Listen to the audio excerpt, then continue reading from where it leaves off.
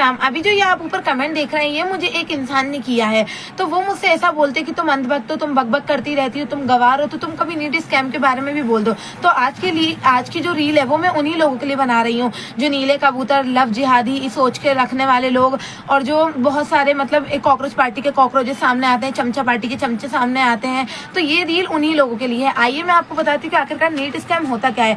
हमें पता है कि 22 लाख बच्चे नीट का फॉर्म भरते हैं और पेपर देते हैं, जिनमें से बस 10 लाख ही ऐसे हैं जो नीट क्लियर कर पाते हैं, और 1 लाख को ही बस 1 लाख बच्चों को ही जो गवर्नमेंट कॉलेज मिलता है, बाकी 1-2 करोड़ रुपए फीस देके प्राइवेट कॉलेजेस के थ्रू डॉक्टर बनते हैं। और वो डॉक्टर बनने के बाद भी जैसे अगर वो बड़े बड़े हॉस्पिटल्स में उनका एडमिशन हो भी जाता है तो वो उनके बाहर पे अपनी दुकान लगा के बैठ जाते हैं और फिर वो लोगों के साथ स्कैम करते हैं। पर बात यह है कि बचपन से ही एक बच्चे के साथ स्कैम होता है। ये तो सिर्फ नीट का स्कैम है, नर्सरी टू 12th अगर हम देखें, जब भी पेपर लीक होते हैं, 12वीं में अच्छे मार्क्स ले आते हैं पेपर लीक करके बच्चे, और उसके बाद भी वो अगर साइंस ले लेते हैं, बड़े इंस्टीट्यूशन में जाएंगे तो बड़े इंस्टीट्यूशन वाले उनके पापा से इतने पैसे ले लेते हैं कि वो ऐसे ही कंगाल हो जाते हैं। 45 डिग्री में काम करने वाला इंसान अगर अपने बच्चे को पढ़ाने के लिए इतने सारे पैसे भर रहा है और उसके बाद भी वो नीट क्लियर ना कर पाए तो क्या बात है।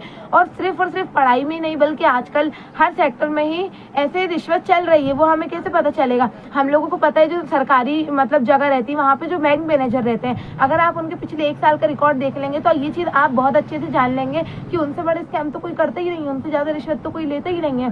तो आप लोग इस चीज पे भी बोला करिए। और अगर आप लोगों को मुझसे ऐसी बहसबाजी करनी है तो आइए आप रोड पे आ जाइए, डायरेक्ट अपन लोग आमने सामने डिबेट कर लेते हैं। आप लोग क्या कमेंट के थ्रू गाली गलौज करते रहते हैं हमेशा।